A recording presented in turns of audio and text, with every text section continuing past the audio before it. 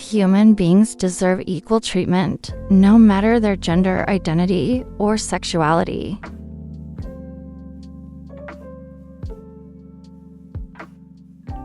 I am a pro-gay marriage conservative, and I'm pretty damn confident in my sexuality. It's not just about being sexy. It's about being confident and me being confident in my sexuality. I think that sexuality is only attractive when it's natural and spontaneous.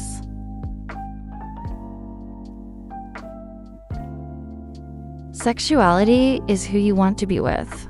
Gender identity is who you want to be in the world.